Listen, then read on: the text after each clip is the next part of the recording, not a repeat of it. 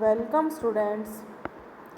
पिछले वीडियो में हमने आर्थिक भूगोल के अर्थ और परिभाषाओं का अध्ययन किया था। इस वीडियो में हम आर्थिक भूगोल के विषय क्षेत्र के बारे में अध्ययन करेंगे। क्योंकि प्रत्येक भौतिक, जैविक, सामाजिक, आर्थिक विज्ञान कोई भी विषय हो, सबका अपना दर्शन, अपनी पद्धति, अपना कार्य क्षेत्र होता है।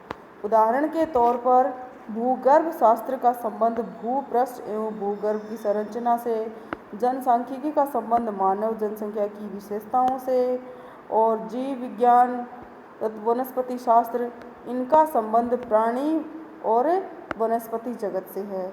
इसी प्रकार भूगोल में भी हम प्राकृतिक और मानव निर्मित तथ्यों का अध्ययन करते हैं। अब आर्थिक भूगोल को भी विभिन्न विद्वानों द्वारा जो परिभाषाएं दी गई हैं, उनके आधार पर सीमांकित किया जा सकता है। इसके आधार पर आर्थिक भूगोल का कार्यक्षेत्र बहुत विस्तृत है, क्योंकि ये भूतल पर मानवीय क्रियाओं द्वारा वस्तुओं के उत्पादन, विनिमय तथा उपभोग का अध्ययन करता है। हमने पढ़ा था पिछले वीडियो में कि आर्थिक भूगोल क्या है। आर्थिक भूगोल मनुष्य और उसके द्वारा की जाने वाली आर्थिक क्रियाओं और प्रकृति का आपसी संबंधों का अध्ययन है। आर्थिक क्रियाओं में उत्पादन, विनिमय व उपभोग को मुख्य रूप से शामिल किया जाता है। अब इसके विषय क्षेत्र के रूप में मानव की आर्थिक गतिविधियों के वितरणों और उसके विभिन्न प्रतिरूपों की क्षेत्रीय विभिन्नताओं पर प्रकाश डालने वाले कारकों और प्रक्रियाओं को शामिल किया जा सकता है। आर्थिक भूगोल के विषय क्षेत्र के कुछ मुख्य बिंदु हम पहला है आर्थिक क्रियाकलापों के वितरण का अध्ययन। इसमें आर्थिक भूगोल के अध्ययन में हमने आर्थिक क्रियाओं के वितरण प्रतिरूपों की भूमिका को पढ़ा था। यद्यपि आर्थिक भूगोल में केवल उन्हीं आर्थिक क्रियाओं को सम्मिलित किया जाता है जो भूपृष्ठ पर ठोस रूप में दृष्टिगत होती हैं, अर्थात जो क्रियाएं भूतल पर अपनी कोई न कोई छाप छोड़ती हैं। उदाहरण के लिए कृषि, खनन, उद्योग, परिवहन इत्यादि ऐसी ही आर्थिक क्रियाएं हैं जो कि भूतल पर मूर्त रूप में प्रकट होती हैं, जो कि हमको दिखाई देती हैं। कुछ आर्थिक क्रियाएं ऐसी भी होती हैं जो मूर्त रूप ग्रहण नहीं कर पाती और उनका भूतल पर कोई प्रभाव नहीं पड़ता।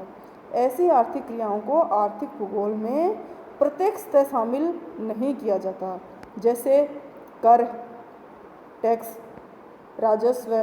ये हैं तो आर्थिक क्रियाएं, लेकिन भूपृष्ठ पर इनका कोई मूर्त प्रभाव नहीं पड़ता, इसलिए इनका अध्ययन हम आर्थिक भूगोल में नहीं करते। अगला है प्राकृतिक संसाधनों का मूल्यांकन एवं मात्राकरण।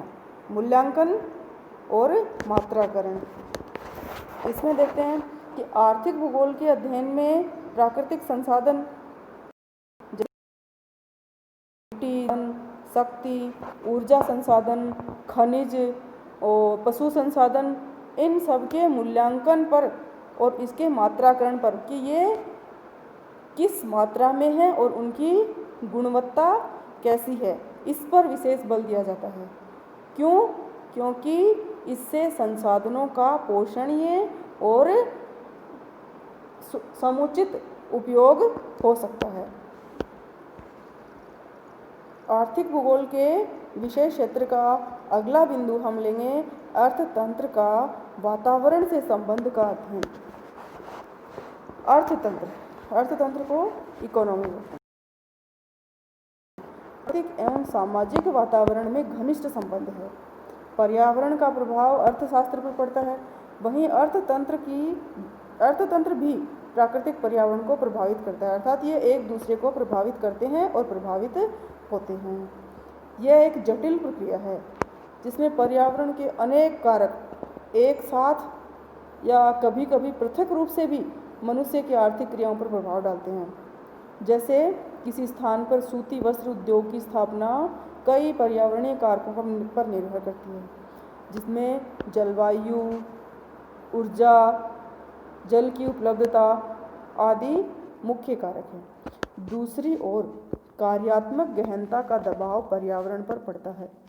अतः दोनों पक्षों के मध्य एक ऐसे सम्यक एवं अनुकूल अभिष्य अंतर संबंध स्थापित करने का प्रयास आर्थिक भूगोल में किया जाता है।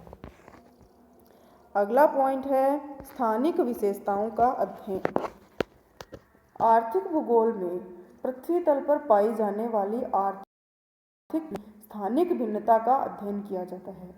स्थानिक मतलब स्थान विशेष पर। आर्थिक भूगोल में प्रत्येक क्षेत्र की स्थानिक विशेषताओं का भी अध्ययन किया जाता है, क्योंकि विभिन्न भिन्न क्षेत्रों की अलग अलग विशेषताएं होती हैं और इन्हीं विशेषताओं का बृहद क्षेत्रों और संपूर्ण विश्व के संदर्भ में आर्थिक भूगोल में अध्ययन किया जाता है। आर्थिक भूगोल के विषय क्षेत्र का अगला बिंदु है मानवीय संसाधनों का मात्राकरण एवं संभाव्यताएं। हमने देखा कि आर्थिक भूगोल के अध्ययन में प्राकृतिक संसाधनों के वितरण एवं मात्राकरण का बहुत महत्व है। उतना ही महत्व मानवीय संसाधनों के मात्राकरण और उनकी संभावनाओं के अध्ययन का भी है। इनमें मानवीय संसाधनों का मात्रात्मक और गुणात्मक दृष्टि से कि उसकी मात्रा कितनी है, कितने मनुष्य हैं और उनकी विशेषताएं, उनका कौशल, उनकी योग्यताएं आदि सब, अर्थात उनकी गुणात्मक विशेषताएं कैसी हैं, इस दृष्टि से विश्व वितरण प्रतिरूप का अध्ययन किया जाता है। अगला पॉइंट है अपना कि आर्थिक भूगोल का एक बहुत महत्वपूर्ण पक्ष क्रियाकलाप एवं प्राविधिकी मतलब टेक्नोलॉजी की अंतःक्रिया कि आर्थिक क्रियाकलाप और टेक्नोलॉजी आपस में कैसे संबंधित हैं और उससे तज्जनित अर्थतंत्र के स्वरूप में प्रादेशिक और कालक्रमिक भिन्नता का अध्ययन किया जाता है। अर्थात आर्थिक क्रियाओं और टेक्नोलॉजी के आपसी संबंध कैसे हैं और उन संबंधों के फलस्वरूप अर्थतंत्र या इकोनॉमी के स्वरूप में समय पर, एक समय से दूसरे समय पर तथा एक स्थान से दूसरे स्थान पर अर्थात कालक्रमिक और प्रादेशिक, इनकी विभिन्नताओं का अध्ययन किया जाता है।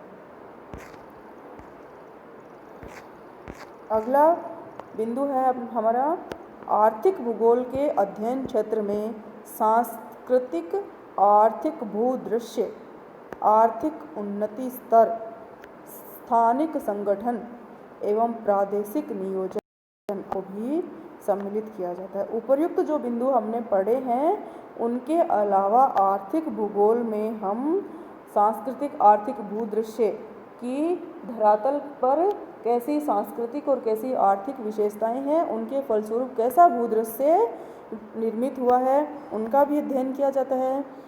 आर्थिक उन्नति का स्तर कितना है उसका अध्ययन किया जाता है। अलग अलग स्थानों के अलग अलग संगठनों का अध्ययन किया जाता है और रीजनल प्लानिंग, क्षेत्र विशेष के विकास के लिए बनाई जाने वाली योजनाओं अर्थात प्रादेशिक नियोजन, इसको भी सम्मिलित किया जाता है। इस प्रकार हमने देखा कि आर्थिक भूगोल का विषय क्षेत्र बहुत विस्तृत है। Thank you.